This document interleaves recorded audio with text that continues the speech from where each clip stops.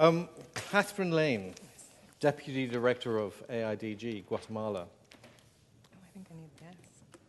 Why, thank you. Okay. So this slideshow is going to be very short, and it's going to be only pictures, because I figure after this time of day, that's kind of what people are looking for, and very zen. So before I get started, I'm going to give you a brief introduction about what my organization does. We are an international development NGO. We work primarily in Guatemala and Haiti, and we do mainly two things. So on one hand, we do engineering R&D to create products for rural communities to meet their needs for renewable energy, sanitation, and clean water. On the other hand, we do the creation of small to medium enterprises to distribute and manufacture those technologies so that they can be distributed effectively to people who need them the most. Now, one of the ideas that we were told to think about for this talk was the shift expectation for the next generation of entrepreneurs. So I'm finding it, as this time when thinking about ideas for these type of talks, I'm getting a lot more and more inspiration from art. So I'm very glad that Professor Bring brought up Picasso earlier. So many of you may know that this is Picasso's Les Demoiselles d'Avignon. And when he first showed it in his studio in Paris, it was a revolution, because people had never seen anything like it. So one of his major inspirations for this piece and the later works of art that were part of the Cubist movement was African art, and specifically the geometric abstraction of the human form. And so in creating these works as part of his opus, what Pablo was an innovator who was getting fresh new ideas from the global south.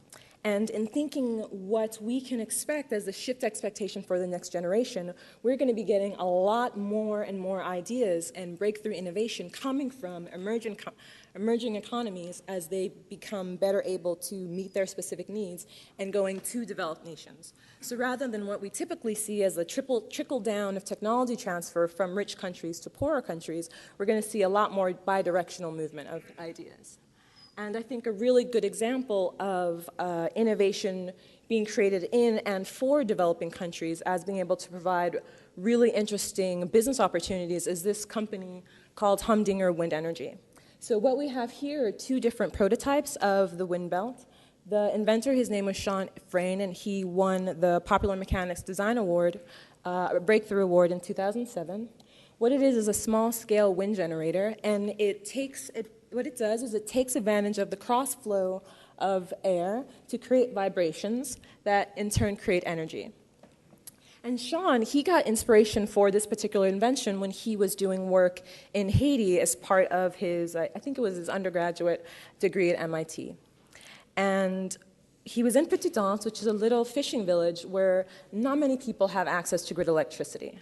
And people who do have access to lighting, it's typically kerosene or diesel generators. And he was thinking, well, what about wind turbines? What about wind generation to connect to an LED system for lighting? And so he tried working with turbines, and immediately he hit a brick wall, because the difficulty is finding the right intersection between what is cheap, what can be created with local materials, and what will give you the right amount of electric output. It was very difficult. So he ended up completely abandoning the idea of a wind turbine and moving over to a turbineless wind generation. And so what's really exciting, and is the raison d'etre of my friend Sean Frayne, is he's really interested in how you can develop technologies for poor countries that also have applications in rich countries. And so what he found in trying to think of these new innovations is that nowadays a lot of wireless sensors exist, whether it be in smart buildings and HVAC systems, or in air quality sensors outdoors, or for stress monitoring sensors on bridges. Now the difficulty is a lot of these sensors tend to be in rather inconvenient locations, and so when batteries run out, you can imagine that if you have a large number of these sensors in, let's say, a building or throughout a city or what have you, the cost of replacing the batteries is incredibly expensive over time. And if you could have an innovation where you can just have a rechargeable battery already set up so that you can place these sensors and just collect the data and forget about them, you can save an incredible amount of money. And so what he did was, in thinking about design for a resource-constrained environment like Haiti, he was able to stumble onto what is potentially a multi-billion-dollar industry. So this is my slide. In case you don't know, the gentleman on the left is Wyclef Jean, a Haitian artist. The woman on the right is Shakira from Colombia, and it's my cue to think of how another thing that we can expect in the next generation is a collaboration between innovators in developing countries to create new ideas. And these two artists, I think last year, got together and created a great dance hall hit called Hips Don't Lie. And another thing that you could think is as improvements in telecommunications infrastructure and the reduction in the cost of computers and computer peripherals, that greater facilitates these kind of interactions. And so going back to the Humdinger example, we are currently working with Sean Frayne on a larger version of his wind belt to create larger amounts of electricity. And we've set up, it's a three-way collaboration between my nonprofit AIDG, our first incubated business, Chez Lateco, in Guatemala, and Humdinger Wind Energy that's based in Hong Kong. And what I find incredibly exciting is the way that technology has enabled us to do what would have been incredibly labor-intensive and time-intensive data collection in the field.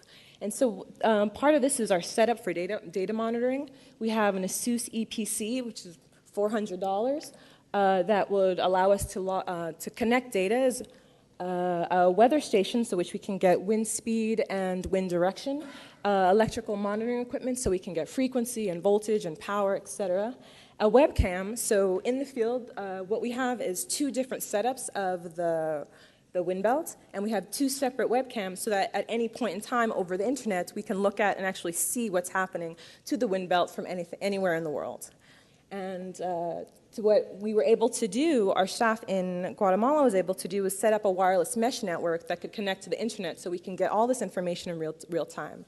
And one of our staff members was able to design a customized interface so you can essentially Skype into the wind belt and type in specific commands and get, at the moment, the wind speed, the power voltage, et cetera.